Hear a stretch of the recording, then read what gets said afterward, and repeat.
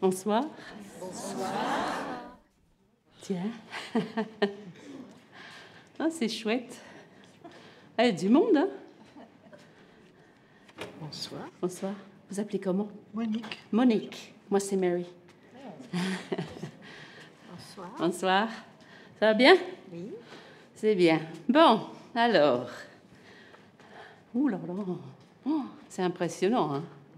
Il n'y a pas quelqu'un qui aimerait y aller? Comment vous appelez?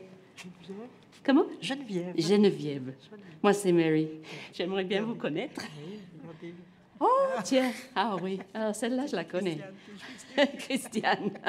C'est drôle, hein, parce que là, c'est Christiane, Léa, voilà. Et là, je suis Mary. Tu es d'accord? Alors que là-bas, attendez, regardez ça.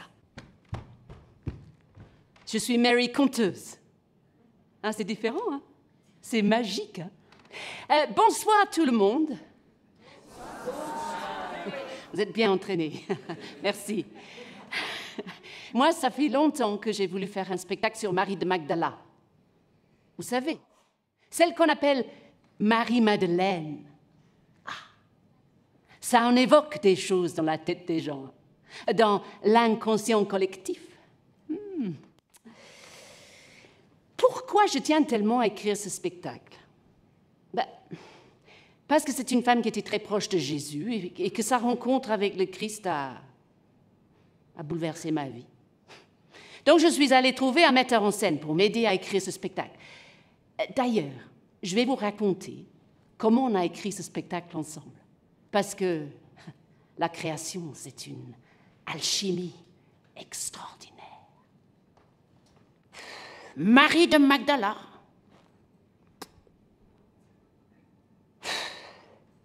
C'est un sujet difficile. Vous savez, on a brodé autour de cette petite bonne femme de Galilée, un véritable tricotage de pensée. Et puis, comment trouver un angle d'attaque pour raconter cette histoire? L'essentiel quand même, c'est que tout le mystère chrétien, toute l'histoire de la résurrection repose sur ses épaules. C'est la première qui a vu le Christ ressuscité. Et vous savez, un homme mort qui revient à la vie, c'est pas rien.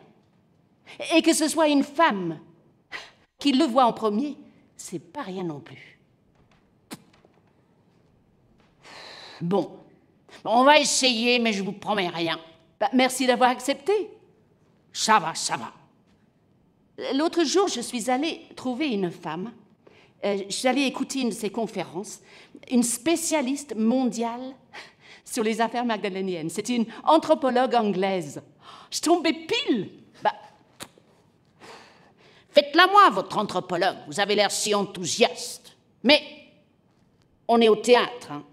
Je peux? Attendez.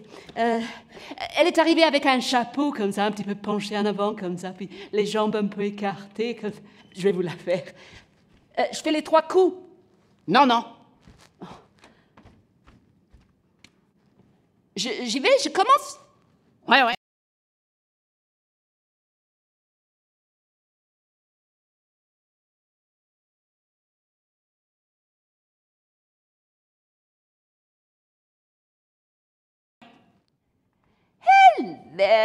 Hello, everybody.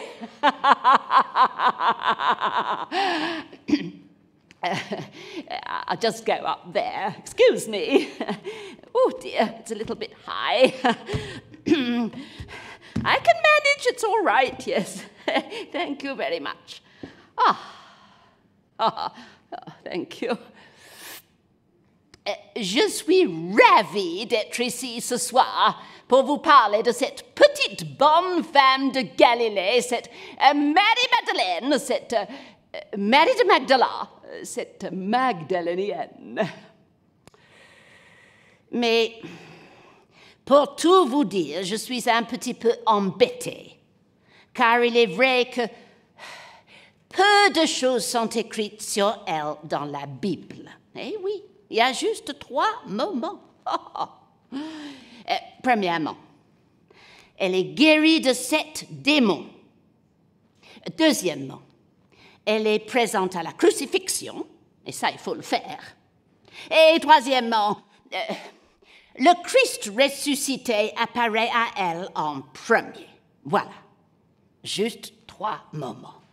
Des moments importants, peut-être, mais 3 moments quand même. On pourrait poser la question, mais pourquoi est-ce qu'on en a fait une telle pataquès? Et puis on pourrait poser une autre question aussi, mais peut-être pour ceux qui connaissent encore plus l'histoire. Les théologiens, par exemple, étaient-elles 3 mariées en une ou une en 3? Oh. Ça, c'est la grande querelle des théologiens. Vous savez ce que je fais avec ça? Eh bien, je fais un paquet et pof, voilà. Non, mais c'est incroyable tout ce qu'on a mis sur le dos à cette femme. On l'a appelée toutes sortes de noms. La pécheresse repentie, l'épouse du Christ, l'apôtre des apôtres, la patronne des femmes enceintes, oui, la patronne des jardiniers, et puis la cerise sur le gâteau, pof, le Da Vinci Code.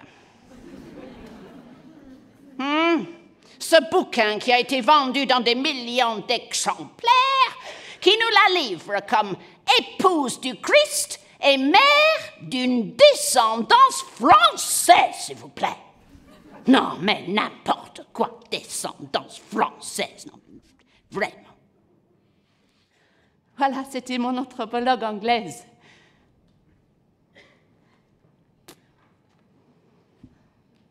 Ouais.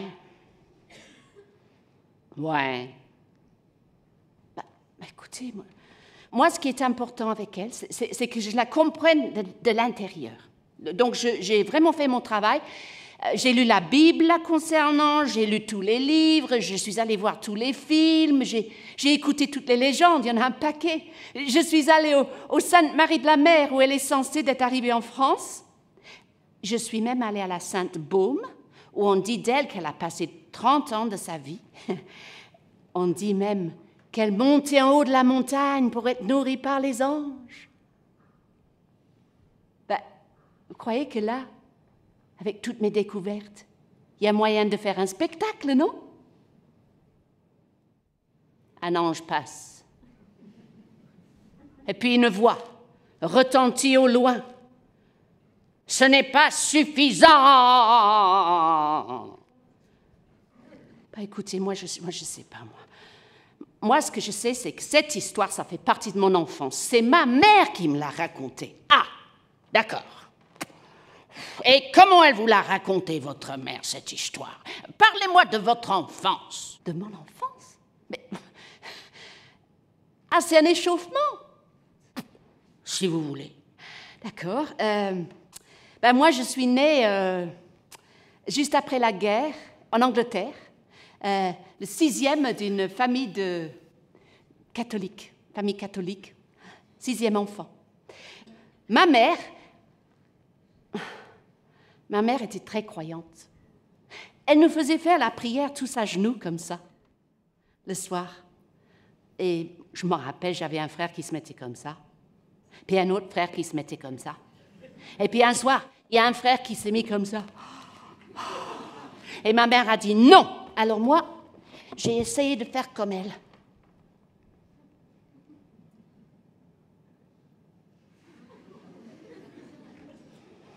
Quand j'avais 8 ans, on priait tous les soirs pour une femme malade du cancer, mère de 6 enfants aussi. Mais alors, on priait tous les soirs, ça ne changeait jamais. Alors un soir, ça m'a paru clair dans mon cœur d'enfant, j'ai prié. Dieu, si c'est mieux pour elle, fais qu'elle meure cette nuit. Amen. Vous savez quoi? Le lendemain matin, on a appris qu'elle était morte dans la nuit. Oh, moi, j'ai pas osé dire à qui que ce soit que c'était à cause de moi qu'elle était morte. Et je suis partie ce matin-là à l'école avec un poids dans mon cœur. Je pensais à tous ces enfants qui n'avaient plus de mère. Oh, en plus, il y avait une dans ma classe. Moi, j'allais à l'école dans un couvent tenu par des sœurs irlandaises. C'est très important cet adjectif-là. Et ce jour-là, science nat. La sœur Annunziata nous parlait des boutons d'or. On en avait chacune un. Vous savez, les boutons d'or, quand on les met en dessous du menton, s'il y a une tache jaune qui apparaît, c'est qu'on aime le beurre. Cécile, est-ce que j'aime le beurre? Matthieu 24. La sœur a bifurqué des boutons d'or à Matthieu 24. Oh, Matthieu 24, c'est le moment dans la Bible où on parle de la fin du monde. Alors moi, alors que la sœur, quand elle était comme ça, elle nous paraissait énorme, comme ça. Elle était toute habillée en noir, même ses chaussettes étaient noires. Méfiez-vous les filles, car je peux vous le dire que les Russes vont sûrement nous attaquer bientôt. Et ça, mes filles, c'est la guerre nucléaire. Et ça, c'est la fin du monde. Alors, purifiez-vous, mes filles, confessez-vous de vos péchés, de tous vos péchés, car quand le moment viendra de vous trouver devant Saint-Pierre, devant les portes du paradis, ouvrira-t-il pour vous les portes? Ou vous enverra-t-il au purgatoire? Ou pire encore, à l'enfer, où le diable viendra avec sa fourche pour vous lancer dans les flammes éternelles? Enfin, c'est moi qui ai rajouté pour les flammes. Mais de toute façon, j'aimais pas les sciences nat. Terrorisée par ce que je venais d'entendre. En rentrant à la maison, je devais prendre un trottoir. Il y avait des dalles avec des lignes entre les dalles. Et il fallait absolument pas que je marche sur les lignes. Sinon, ça voulait dire que les Russes allaient attaquer. Alors, je marchais avec soin et quelqu'un m'a bousculé. J'ai marché sur une ligne. Donc, il allait avoir la guerre nucléaire. Oh, je me sentais mal. Alors, j'ai décidé d'aller me confesser. Et puis, en rentrant à la maison, j'ai pris un bon bain et je me suis lavé les cheveux. Et j'étais toute prête pour la fin du monde. Enfin, pas vraiment, mais parce que le soir, en me couchant, ça tournait dans ma tête, ça tournait dans ma tête. Je pensais à la guerre nucléaire. Et tout d'un coup, j'ai vu Sœur Annunziata qui montait au ciel, comme ça. Alléluia, Alléluia, Alléluia, avec à sa suite toutes les filles de ma classe, sauf moi. Sœur Annunziata, j'arrive pas à décoller, j'arrive pas à décoller. Tu n'as pas dit que tu as marché sur la ligne. Mais je vous le jure, je le dirai demain. Il n'y aura plus de demain.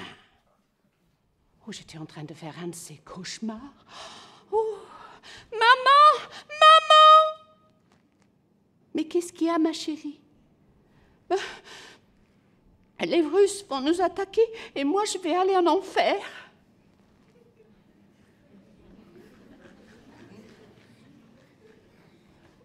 Mais qui c'est qui a mis tout ça dans ta petite tête? C'est Sœur Annunziata.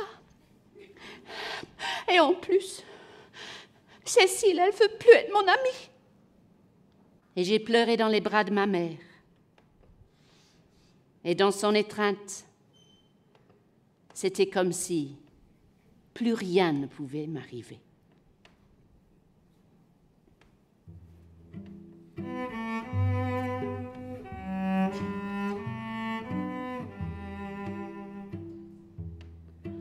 Lullaby, lullaby, wait till tomorrow.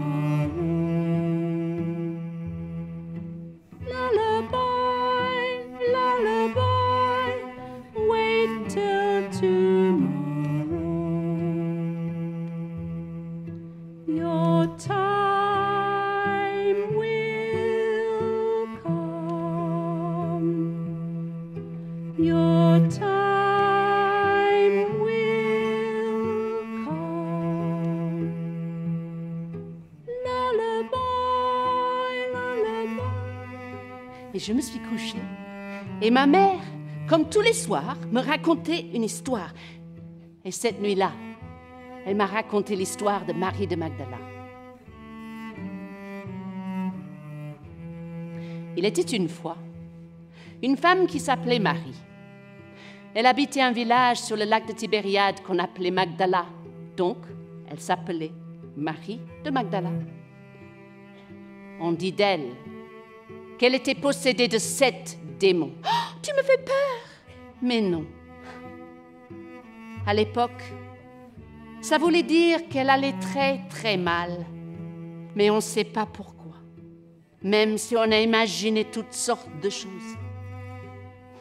Ce qui est sûr, c'est qu'elle était regardée de travers. Plus personne voulait être son amie. Et elle s'est trouvée toute seule. Comme moi. Comme toi en ce moment. Un jour, notre mari a entendu parler d'un certain Jésus qui s'était donné un peu une réputation d'être un peu un docteur de l'amour. Alors, comme elle allait si mal, elle est allée le trouver. Et tu sais ce qui s'est passé? Il l'a regardée. Et rien que dans la façon dont il l'a regardée, tous ses démons sont partis. Elle s'est trouvée plus légère. Elle avait reçu un cadeau immense. Et elle est devenue une amoureuse de la vie. Elle a senti que son destin était lié à jamais avec cet homme et qu'elle ne le quittera plus jamais. Elle était amoureuse de lui alors. Si tu veux. Mais écoute pour comprendre comment. C'est qu'elle pressentait qu'il portait en lui le mystère de la vie et de la mort. Donc, elle le suivait partout, comme pour trouver une réponse à toutes ces questions. Mais, petit à petit, elle a vu que les choses allaient mal pour Jésus. On cherchait à le faire tuer. Ses paroles étaient trop fortes. Il était une menace pour l'ordre établi. Et on cherchait vraiment à le tuer. À l'approche de sa mort, même ses amis l'ont déserté. Et on l'a mis sur une croix comme un brigand, car à l'époque, les brigands, on les crucifie. Mais c'est horrible, oui. C'est horrible. Au pied de la croix, il y avait quelques femmes et l'apôtre Jean. Les autres se cachaient de peur. Marie de Magdala et Marie sa mère, comme 2 sœurs, se trouvaient là. La pénitente et celle qui n'avait pas besoin de repentance, unies dans une même mission d'amour. Marie de Magdala l'a vue mourir. Elle a même vu quand un soldat est venu avec sa lance transpercer son côté et il est sorti du sang et de l'eau. Et elle les a vus descendre le corps de son Seigneur et l'amener dans un tombeau. Et elle a vu la très grosse pierre avec laquelle ils ont fermé le tombeau. Et elle est restée là, à pleurer toutes les larmes de son corps. Elle était fatiguée et extrêmement triste.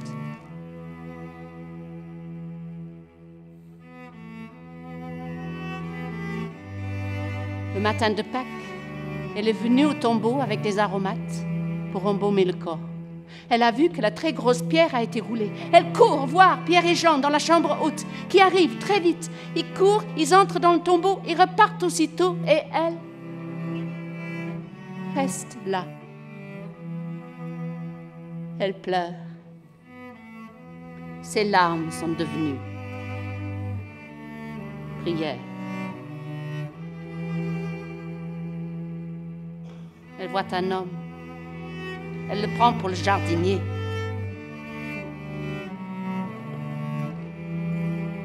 Femme, pourquoi pleures-tu? Qui cherches-tu? Si c'est toi qui me l'as enlevé, dis-moi où tu l'as mis et j'irai le prendre.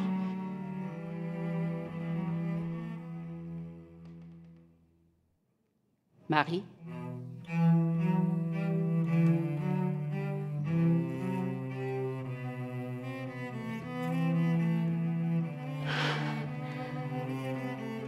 Rabouni!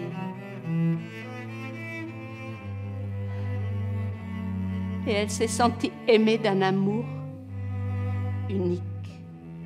Tu pleures, maman? Oui. Est-ce que tu peux imaginer quelqu'un qui était mort, qui revient à la vie? Il avait traversé la mort. Le mal était vaincu.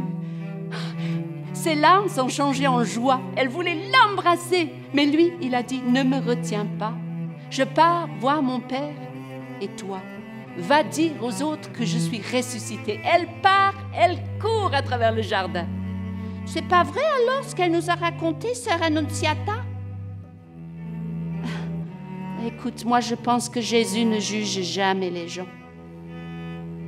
Même si on marche sur la ligne. Même si on marche sur la ligne. Et voilà, je me suis endormie. Les années ont passé, j'ai grandi, les Russes n'ont pas attaqué. Vous voyez un peu tout ce que ma mère m'a raconté pour m'empêcher de faire des cauchemars. Il doit y avoir de la matière, non? Ouais. Ouais, je crois que là, il y a de la matière, ouais. Ouais. Mais j'ai toujours pas mon angle d'attaque. Faut pas que les mots ne restent que des mots. Bah, moi, je sais pas, moi, ce que je vois dans cette histoire, c'est que... Plus important, c'est que l'amour traverse tous les problèmes. Oh, d'accord. Et c'est quoi cet amour? Ben, je ne sais pas, moi, comment vous expliquer? Ah, c'est ça. Expliquez-moi l'invisible pendant que vous y êtes. Ben, attendez, moi je vais trouver. Hein. Ben, c'est comme avec mes enfants, par exemple. Peut-être plus particulièrement avec mon 4e enfant, Igor, qui est plus fragile. S'il a besoin de moi, il se casse le genou, va à l'hôpital. Ben moi, j'y suis avec lui jusqu'au bout. Ah, voilà. Voilà. C'est ça. Parlez-moi de votre fils Igor. De mon fils Igor? Mais je ne vais pas vous raconter toute ma vie avec Igor. Si. Vous comprendrez. Allez-y. Pourquoi pas ma belle-mère pendant que vous y êtes? Madame, on va arrêter là pour aujourd'hui. Hein? Voilà, on se calme. Mais on va se voir demain. Alors préparez-moi quelque chose quand même sur votre fils Igor pour demain. Au revoir. Salut.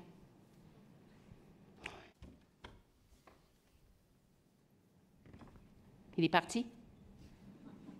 Oh là là, qu'est-ce qui m'énerve? Qu'est-ce qui m'énerve? Non, mais quand il a quelque chose dans la tête, il ne lâche plus. Oh, il m'énerve. Moi, le lendemain matin, moi, ça allait bien. Mais lui, il est parti dans un discours. Vous savez ce que j'ai fait hier soir? J'ai acheté une Bible. En cachette, hein, parce que...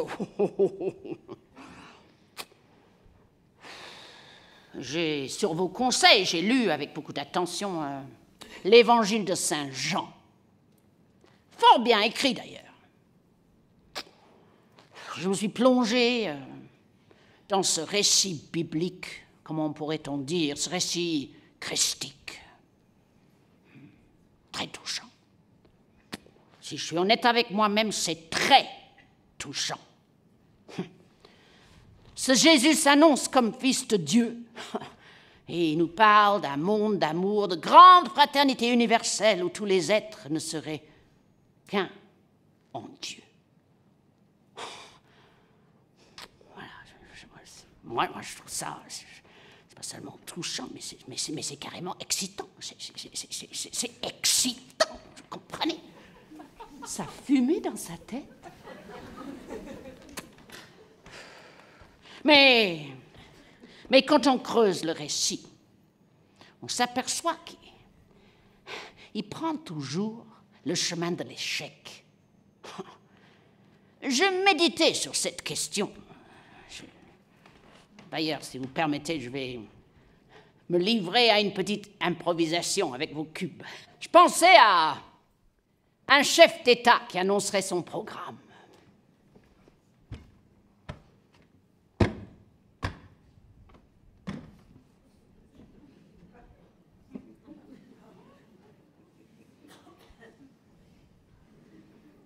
Mes très chers amis, avec Carla,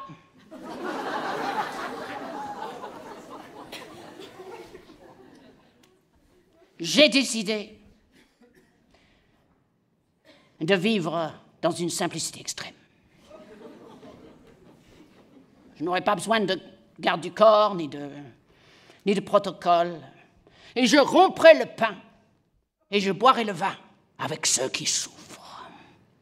Mais madame, on lui rirait au nez. Je ne pense pas que ce genre de programme exciterait les foules. Ce qu'on voit aujourd'hui, c'est plutôt des gens qui ont des plans de carrière et qui, pour réussir, eh ben, ils écrasent les autres. Lui, c'est tout le contraire. Il s'identifie avec ce qui est le plus pauvre, le plus rejeté. Moi, ça me fait penser à tous ces immigrés, ces boat people, qui sont renvoyés à nos frontières parce qu'on a peur des autres. À ça, il dit, il y en aura pour tout le monde. La manne est céleste. La manne est céleste. Pourtant, lui, il est mort comme un renégat, comme un brigand. On va lui cracher dessus. On va se moquer de lui. On va l'accrocher sur un morceau de bois. Et il va vivre une souffrance épouvantable. Ça devait être, madame, un spectacle pitoyable. Et quel est le sens de ce geste? Et cette Marie de Magdala, qui m'intrigue, qui m'empêche de dormir à cause de vous. Elle aime suivre cet homme qui s'abaisse et s'humilie. Apparemment, la petite avait bien pressenti les choses. Elle va le suivre jusqu'à sa mort. Mais, madame, qu'est-ce qu'elle nous dit aujourd'hui, cette femme? Moi, j'ai besoin de concret, j'ai besoin de comprendre. Quel est le lien entre cet homme et cette femme qui nous amène vers une espèce d'éternité? Car si tout cela est vrai, il doit exister en chacun de nous une part de ce mystère de Dieu. Mais bon, tout ça, c'est des mots, et les mots ne sont que des mots. Madame, moi, j'ai besoin de concret. Vous avez, je pense, préparé quelque chose sur votre fils Igor. Alors, allons-y. Waouh. Sur Igor. D'accord. J'y vais. Sur Igor. Je fais les 3 coups. Ouais.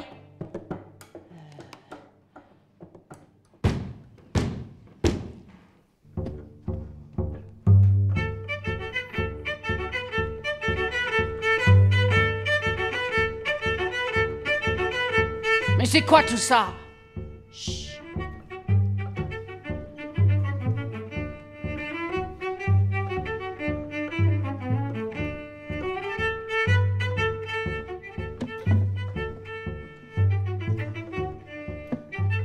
C'est tout, Igor. Mon mari a gardé toutes ses paires.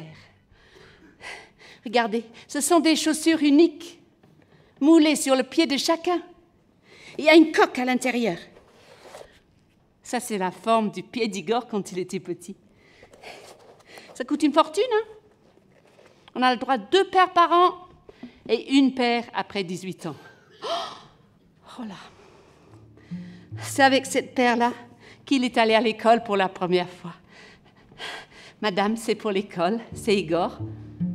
Ah, Igor. Nous avons décidé de le garder 1 heure par semaine le jeudi après-midi. Mais vous promettez de rester à la maison dans le cas où il y aurait un problème. Hein? Vous imaginez, il n'est pas resté longtemps.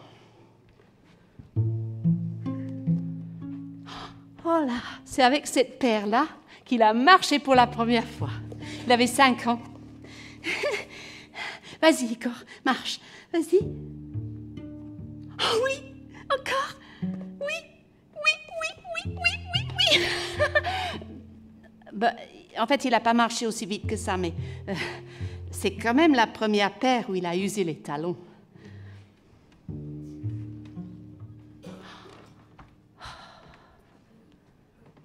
Oh là là. Cette paire-là. Oui, je m'en rappelle. On est allé essayer de trouver une école. Madame, pour l'école. Non. Bon. Là-bas, je vais essayer, merci.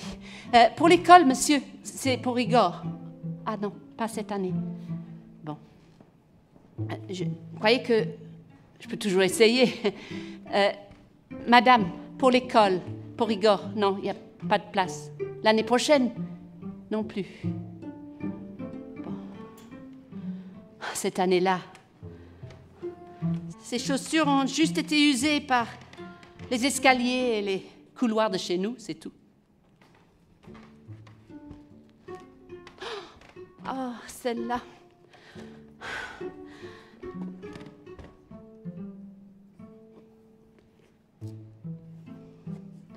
J'ose pas vous en parler. Oh, ça, c'est sa première paire. Il avait 3 ans. Il ne savait pas marcher encore. C'est pour ça qu'ils sont usés sur les côtés. Il rampait. À Noël, il a joué Jésus dans la crèche. Il était comme ça.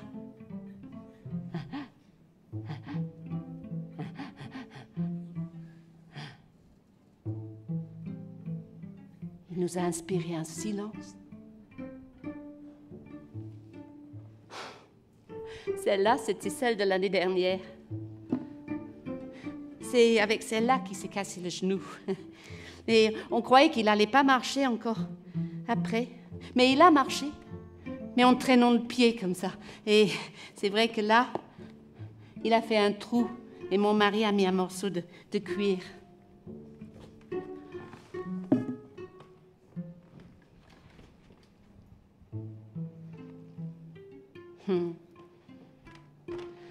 Avec celle-là, il était dans un centre, il avait 10 ans. Et on m'a dit un jour, Madame, Igor n'est pas capable d'apprendre. On l'a enlevé tout de suite de là. Je suis restée en colère longtemps après ça.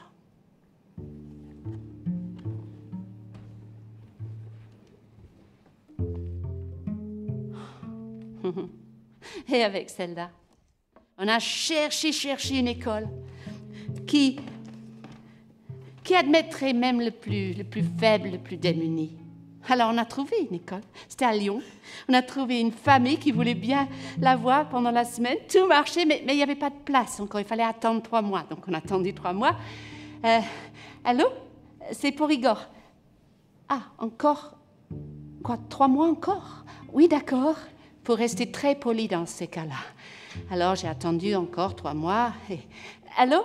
C'est pour Igor. Oui, d'accord, pour Igor. Oui, c'est la maman d'Igor. Oui, bon, écoutez, madame, je suis désolée, mais il n'a vraiment pas le niveau. Hein. Quel niveau?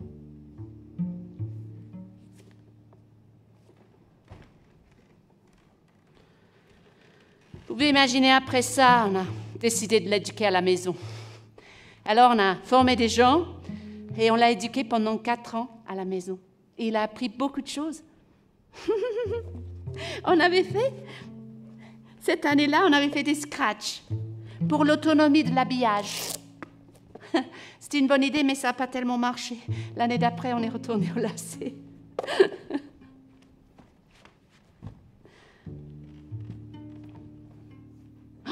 Moi, j'aime beaucoup les couleurs de ces deux paires-là. Mon fils, il m'a dit un jour, « Mais maman, tu l'habilles en clown, vraiment ?» Ben, c'est notre petit clown à nous. Puis, de toute façon, t'es jaloux. Regarde, ça fait presque des kickers.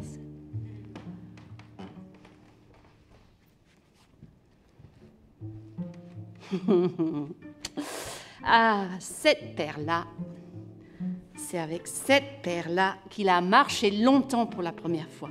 On l'avait amené voir des oiseaux. Et comme il aime beaucoup les oiseaux, il a marché de cage en cage, 1,5 kilomètre ce jour-là. Igor, vole, vole, vole! Au théâtre, on peut tout imaginer.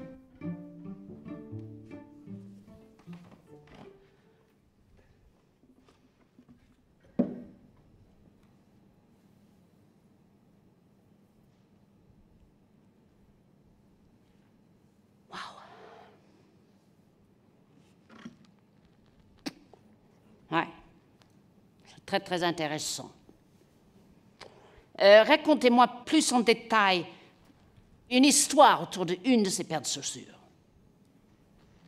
Mais, attendez, mais je vois vraiment pas où vous voulez en venir. Moi non plus, mais on essaye. Oh, bah d'accord. Je vais vous raconter une journée particulière avec celle-là. On va dire que là, c'est sa chambre. Et là, c'est la mienne.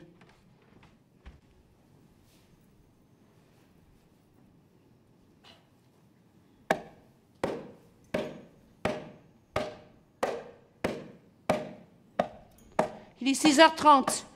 Et Igor est en train de taper très, très fort sur sa porte. Il va réveiller les autres. Ah non, ils ont des oreilles sélectives. Oh là là, un peu plus, il va se faire mal. Il faut que j'y aille. Ah non, il ne s'est pas fait mal. Là, il est en train de regarder fixement son magnétophone. Igor ne parle pas, il marche. C'est déjà extraordinaire. Mais là, il est en train de me demander de lui mettre de la musique. Alors, regardez comment on fait. Vas-y, Igor. Tu appuies sur play. Voilà.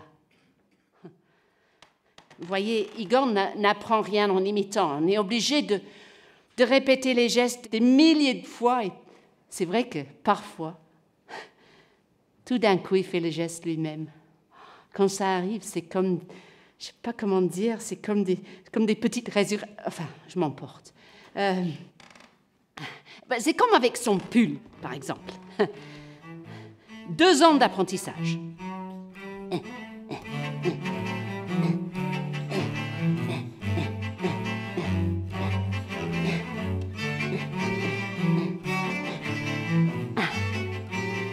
Et quand sa tête jaillit, son œil vient chercher le mien et pour rien au monde, je louperai ce moment-là. Igor sait très, très bien. C'est vrai qu'il n'a pas encore descendu les côtés, mais ça, ce sera pour l'année prochaine. Bon, vas-y, Igor, marche. Vous voyez, Igor a des pieds comme ça. Mais on a trouvé les chaussures, donc il marche comme ça.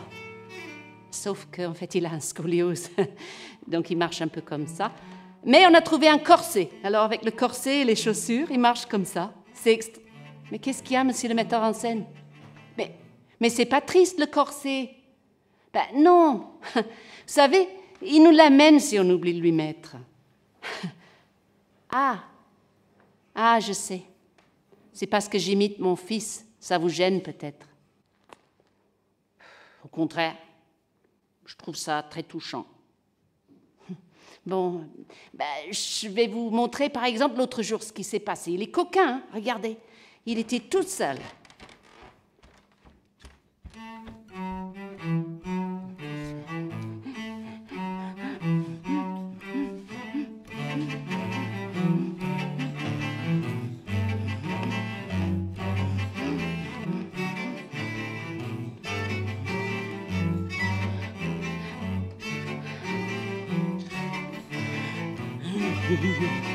Mais Igor met tous ses crispies par terre. Oh, je peux pas le gronder, vous savez pourquoi? Il a gardé le paquet dans sa main. Mais il faut le garder comme ça, Igor. Oui. Alors on va le remettre. Allez, vas-y. Tu remets et tu fermes. Et maintenant, petit déjeuner. Petit déjeuner. Alors là, on a fabriqué des très longs bavettes. Mon mari préfère mettre la bavette en dessous de l'assiette. Il dit que c'est plus économique. On récupère tout. Là, après, il y a un morceau d'éponge, hein, parce qu'il aime bien taper avec sa cuillère et nos têtes, ça prend un coup. Donc, on met un morceau d'éponge et après, on met une assiette. On avait une assiette plate au début. Mais un jour au restaurant, Igor... Oh, pardon, monsieur, excusez-le. Et donc, on a trouvé une assiette avec un bord. Alors, Igor arrive avec ça. On n'a pas trouvé mieux que le frisbee de Decathlon pour ça. Hein? Mais si vous en avez besoin, achetez-le l'été, parce que l'hiver, ils n'en ont plus et vous en aurez besoin. Donc, voilà, avec ça, il va y arriver. Ah, classeur de communication. Hein? Alors ça, c'est tout bête. C'est une série d'images pour le petit déjeuner. C'est une planche avec les photos des choses qu'il peut choisir pour manger et boire. Alors, on va voir, on va lui mettre. Et oui, et il va décrocher une image et il vient me le mettre dans ma main. Et ça, c'est comme s'il m'a parlé. Ah, tu veux du muesli? D'accord. Alors, il a du muesli. C'est fabuleux. Hein? Alors, et après, bon, du lait, la dépakine. Ah oui, ben, monsieur le metteur en scène, je suis désolée, il est épileptique aussi. Bon, allez, vas-y. Oh, ben, je ne vais pas vous décrire tout le petit déjeuner, ça prendrait un quart d'heure. Mais ces jours-là, quand il sent qu'on a beaucoup de choses à faire, eh ben, pour monter l'escalier, c'est difficile. Igor, tu veux bien monter l'escalier?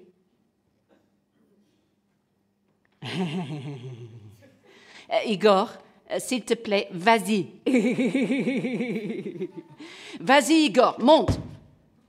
Un pas, il y en a 16. À la fin, il arrive et puis on lui met sa musique et je vais dans mon lit. Quelques minutes avec mon thé. C'est le secret.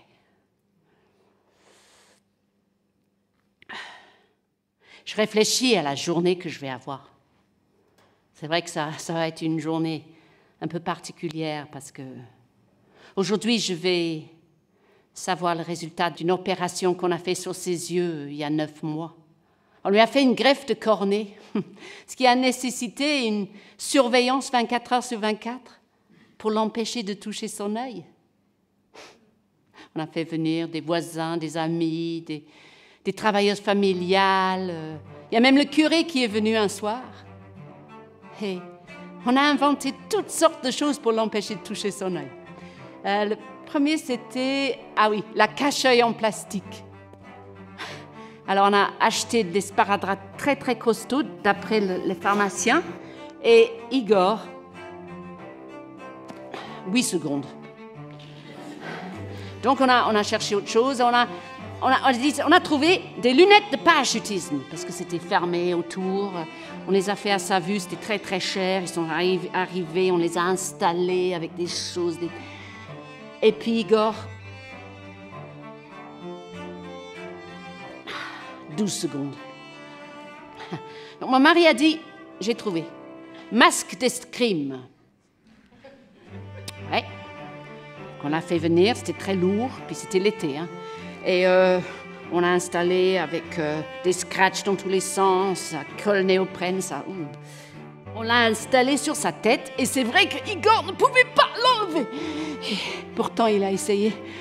Et après 10 minutes, on l'a enlevé, et il était tout dégoulinant. Donc, on a cherché autre chose. On a trouvé des chapeaux d'apiculteurs. Oh, il était beau avec. C'était magnifique, c'était tout léger. Et il y avait des fermetures éclairs dans tous les sens. Et les mains d'Igor, comme les abeilles, ne pouvaient pas y pénétrer. Il était beau avec, il était digne. Et c'est aujourd'hui que nous allons savoir si ça a marché ou pas. J'ai peur. Parce que son œil est de plus en plus opaque et j'ai peur de ce que le médecin va me dire. Il y a trop de choses dans ma tête. Je me sens seule. Marie de Magdala, ne me laisse pas tomber. Toi, tu as toujours trouvé des solutions quand tout semblait perdu.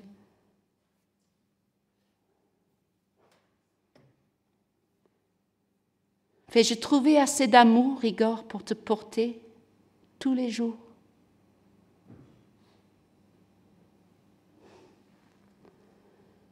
Ma foi, c'est comme un tunnel. Il y a comme un mur qui se dresse devant moi. Je me sens triste. Dieu, c'est difficile, tu sais, d'aimer avec compassion tous les jours. Mais je veux bien croire que tu es là dans la beauté et dans la douleur. Marie de Magdala, elle avait Jésus en face. Elle le voyait tous les jours, elle voyait les signes qu'il accomplissait. Mais moi, j'ai juste Igor en face. Et Igor, c'est pas Jésus. Vous n'allez pas me faire dire que lui, il est Jésus et que moi, je suis Marie de Magdala, hein? Quoi? J'ai rien dit. Continuez. Ben là, j'avais comme une boule qui montait de l'intérieur de moi. Je voulais crier à tout l'univers avec mes entrailles de femme. Oh, t'es là.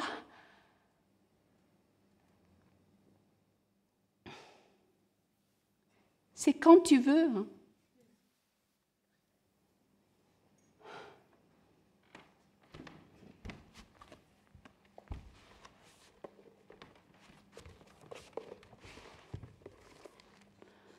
Je crie vers toi contre ton silence.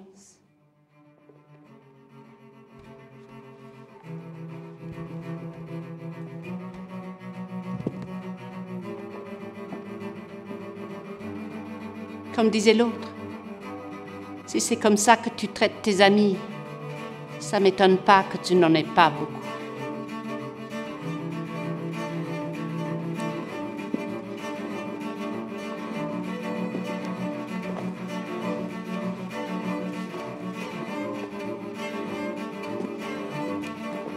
Je crierai sans relâche jusqu'à ce que tu déchires les cieux et que tu descendes. J'en ai assez de voir des enfants écrasés, brisés, orphelins. J'en ai assez de voir la mort des innocents, des familles disloquées, d'entendre le cri des mères aux enfants meurtris.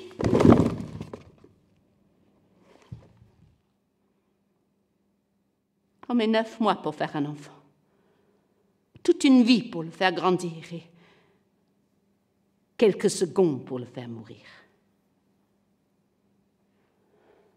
Moi, je suis vivante. J'aime la vie. Je veux qu'ils vivent tous.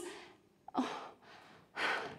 À ce moment-là, il y a une amie de ma fille qui est venue me donner une petite carte qu'elle avait faite pour moi ce jour-là.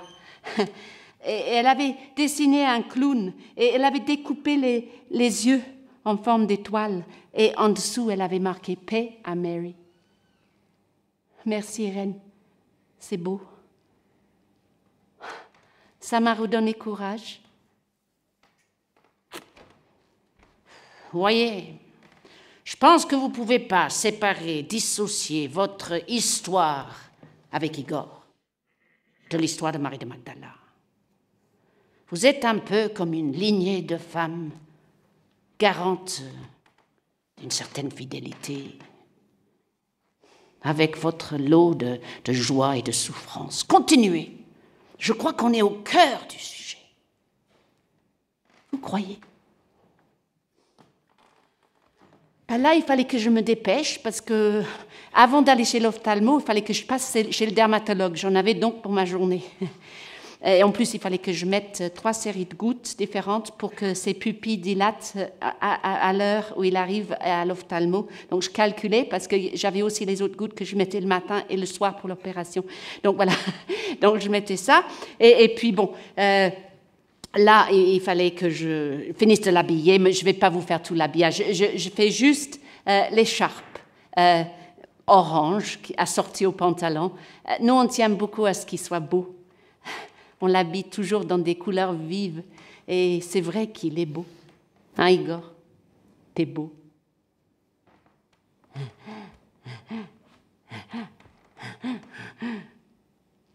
À sa main. À force de manger son doigt, il s'abîme ici. Alors, moi, je mets une crème la journée et une autre crème la nuit et je mets un bandage autour et je l'attache astucieusement derrière pour pas qu'il l'enlève. Et quand on va dans la rue, les gens nous disent « Mais oh là là, mais qu'est-ce que tu t'es fait ?» Ben, il s'est rien fait, madame, c'est juste qu'il mord son doigt parfois un peu trop fort. « Oh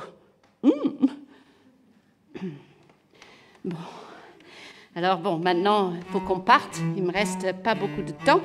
Et il faut que je nettoie la table de tout ce que Igor n'a pas su mettre dans sa bouche. Il faut pas que les autres me disent après « Mais maman, il y avait toujours du muesli par terre et du fromage partout et de la bave sur la table. » Moi, un de ses frères m'a dit un jour « Maman, la bave, j'en ai marre. » Ben, je comprends. Alors je nettoie, c'est simple, non? Maintenant, bon, il faut que je me dépêche quand même. La carte vitale. Oh, ouf. Voilà. Et ses lunettes. Ses lunettes. Ah. Oh là. Elles sont tordues. Mais j'ai trouvé un opticien qui veut bien me les détordre toutes les semaines. Depuis qu'il a rencontré Igor, il me dit « Pour Igor, c'est un plaisir, madame. » Voilà. Ces gens-là, on ne les rencontre pas tout de suite. Non, non, non, non, non. Ce serait trop beau. Avant de trouver lui, on est passé par un paquet d'opticiens très, très énervés. Et avant de trouver un coiffeur qui voulait bien couper les cheveux d'Igor, on est passé par un paquet qui nous regardait de travers. Et puis pareil pour les babysitters, les chirurgiens, les dentistes, les médecins, les neurologues, les psychiatres, les psychologues, les orthophonistes, les fournisseurs de chaussures et de vêtements. Parce qu'on a besoin de tout ça comme tout le monde. Mon mari dit on aurait un autre enfant comme Igor, on aurait le kit. Mais moi, je dis on n'aurait pas le kit pour lui, mais le kit pour l'autre. Voilà. Bon, il faut que j'y aille. Maintenant, je vais mettre les lunettes sur le nez d'Igor. Alors là, c'est tout un système, là, parce que on met un petit élastique, là, derrière, avec une épingle à nourrice, bien, et puis son nom cousu dessus. Parce qu'après la 5e paire, jetée à la nature, ça commençait à devenir cher. Donc, allez, je l'installe dans la voiture. Et là, je dessine des étoiles dans ma tête, autour de ses yeux. Et on est parti chez le dermatologue. Et voilà enfin une femme qui a compris que quand je viens chez elle, pour Igor, moi j'aime parler. Vous avez peut-être vu. Et tout en enlevant le bandage d'Igor, elle me dit « Mais madame, c'est pas un peu fatigant pour vous, ça ?»« Oh non !» Et on rigole parce qu'on est entre femmes. Et puis je dis « Ben oui, bien sûr que c'est fatigant. Mais vous savez, rien que le fait qu'elle a posé la question, ça a enlevé la moitié de la fatigue. Comme quoi, il faut aller voir le dermatologue. » Et après, on est allé chez l'ophtalmo. Alors, pour ce rendez-vous-là, je n'allais pas aller seule. Alors, j'avais trouvé une amie, une jeune amie, Anne, qui allait venir. Ding dong! Anne, 23 ans, une belle fille. Igor, quand il voit Anne, son cœur de jeune homme bat fort. Écoute, Anne, mets-toi devant et Igor reste derrière, voilà. Et on est parti chez l'ophtalmologue. Et on a fait tout le voyage. Avant, Igor a été habillé, il a mangé, il a été chez le dermatologue, il a eu toutes ses gouttes et on est à l'heure. Grâce à son ascenseur, à l'ophtalmo. Ce n'est pas toujours le cas. Et nous arrivons chez l'ophtalmo et Igor se met tout de suite dans la chaise et il prend les 2 barres. Et il se met à s'énerver très très fort. Et je suis très embêtée parce que le matériel est très très cher. Alors je chatouille et... Ouf. Bon, avec Anne, on s'était dit qu'on allait prendre ça doucement avec Igor aujourd'hui. Donc, on a parlé comme ça. Igor, tu vas mettre ton menton sur l'assiette en acier. Et c'est froid, attention, c'est froid. Et tu vas garder tes yeux ouverts pendant tout le temps que le médecin a besoin. Vous savez ce qu'il a fait? Il a fait ça.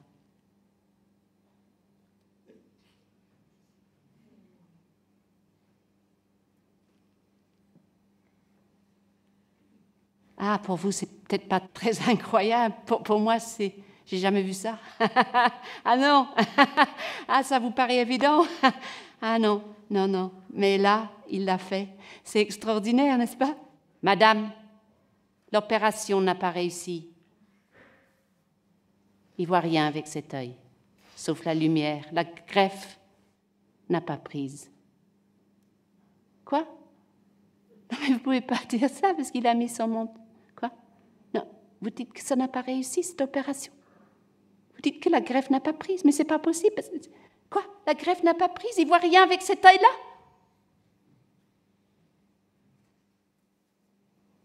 Anne prend mon bras. Et elle commence à poser des questions tout à fait intelligentes, que si moi, je n'étais pas avec le dépakine et les gouttes et l'assiette en acier, j'aurais peut-être eu la présence d'esprit de les poser. Mais elle les a posées. Et j'ai entendu qu'on pouvait refaire l'opération quand on aura le courage. Et que de toute façon, il ne voyait rien avec cet œil. J'ai réalisé que comme il comprend le monde par le visuel, j'étais en train de recevoir une très mauvaise nouvelle.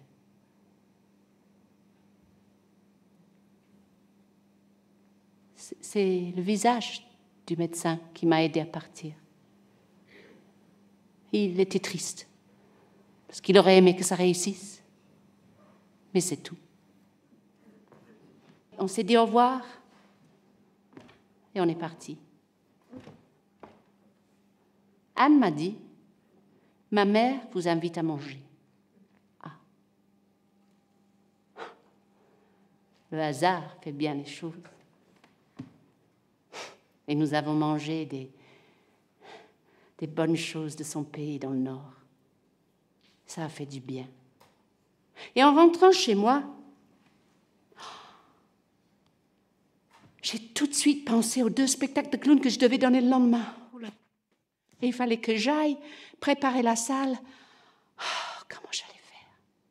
J'avais complètement oublié ça. C'est toujours comme ça quand on a quelque chose d'important. Comment j'allais faire avec Igor? Ma fille passe à ce moment-là. Mais qu'est-ce que tu as, maman? Ben, je lui explique. Elle me dit, moi je prends Igor, on ira se promener. Il y en a qui appellent ça des anges. Pour moi, ma fille, c'est un ange, bien sûr, mais c'est aussi la sœur d'Igor. Mais après, je me suis dit, mais attends, mais comment je vais faire demain pour émouvoir, pour faire rire? De toute façon, aujourd'hui, j'ai vécu toute la gamme des émotions. Il suffirait juste de mettre le nez.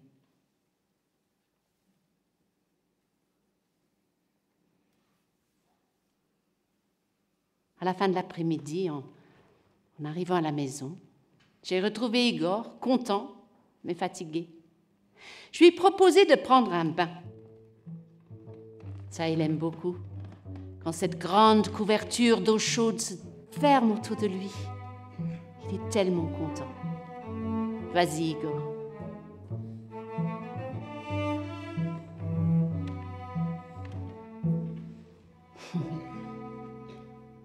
Tu sais quoi? Aujourd'hui, j'ai envie de te donner un grand cadeau. C'est un shampoing. Ça sent bon. Ça coûte une fortune. C'est tout pour toi. Tu seras royal. Attends, tu sais m'aider, hein? Il a appris à faire ça. Il faut juste déplacer sa main. Comme ça, on le fait ensemble.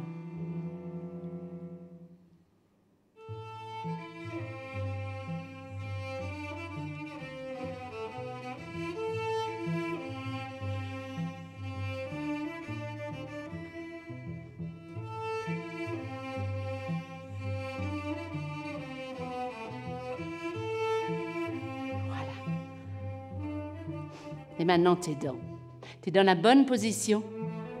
Alors, je prends une bonne brosse, sans dentifrice si c'est pas recraché.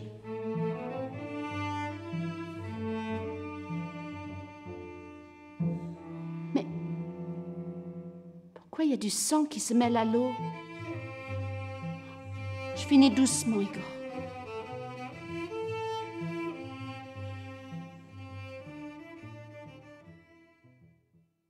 Igor.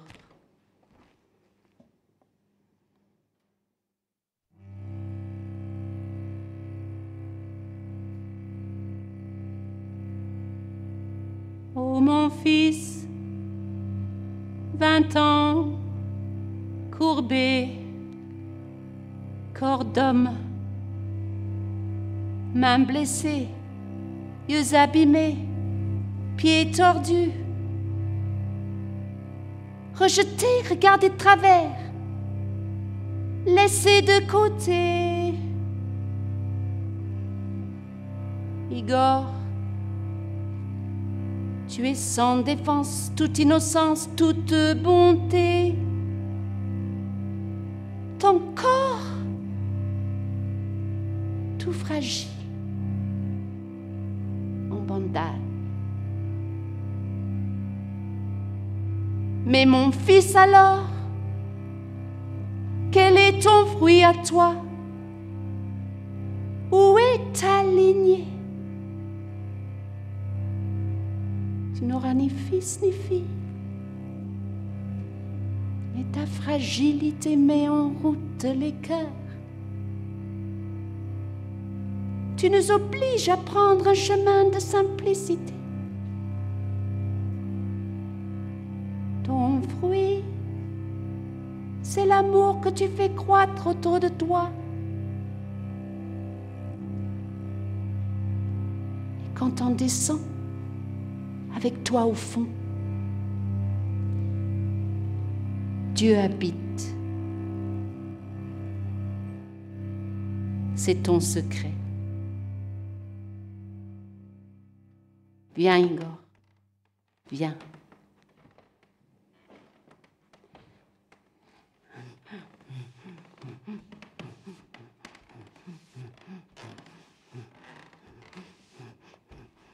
Bonne nuit.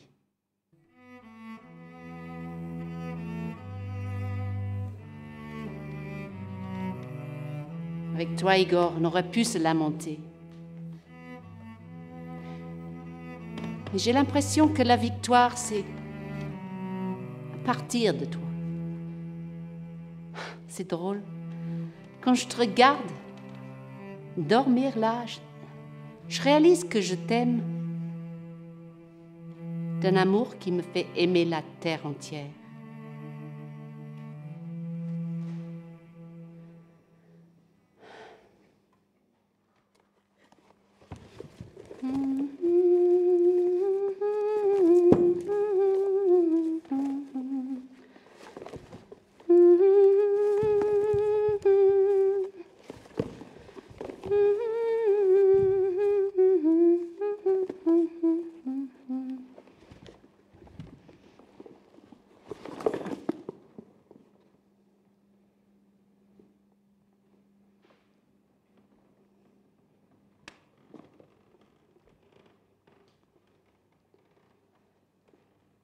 La rosa en florece en el mes de mayo, mi alma se escurece, sufriendo del amor. Mi alma se escurece, sufriendo del amor. Los bilbilicos cantan, suspiran del amor, y la pasión me mata, muchísimo mi dolor. Y la pasión me mata, muchigua mi dolor.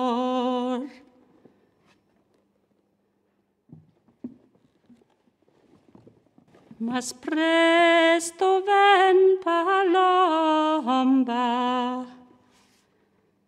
mas presto ven a mí, mas presto ven palomba, que yo me voy a morir. Mas presto ven palomba,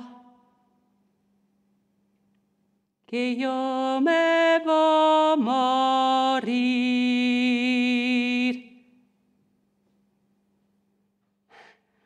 Voilà. C'était ma journée particulière. Voilà. Voilà. C'est bien ce que je pressentais. C'est dans le visible que se vit l'invisible. Vous êtes un peu comme cette Marie de Magdala, seule devant son tombeau vide. Comme vous, elle ne pouvait pas se résoudre à cette absence. Son manque était immense. Au milieu de la nuit, dans ce grand silence, un nom a retenti, le sien, Marie. Et dans ses entrailles de femme, elle a reconnu le nom de son bien-aimé. Et c'est le cœur à cœur, le meilleur, ce moment où les deux noms se sont rencontrés. C'est notre journée de naissance pour l'éternité. Quelle immensité! Votre spectacle, c'est presque ça, madame. Vous lui diriez quoi à Marie de Magdala aujourd'hui? Pas que je l'aime. Je t'aime, Marie, parce que tu fais partie de cette lignée de femmes garantes d'une histoire, garantes d'une fidélité. Et aujourd'hui, je dis oui à prendre ma place dans cette lignée. Je voudrais avec toi construire un monde où on arrêterait d'avoir peur, peur de l'autre, peur pour demain. Je refuse de construire des barrières devant ma maison. Débarrassons-nous de nos chiens de garde. Moi, j'ai vraiment besoin des autres. Et je crois que l'amour a vaincu la haine et que la vie est plus forte que la mort. Voilà. C'est ça. C'est exactement ça. Il est long, ce chemin entre la tête et le cœur. Je veux bien croire avec vous en un monde où le langage du cœur retrouverait toutes ces lettres de noblesse.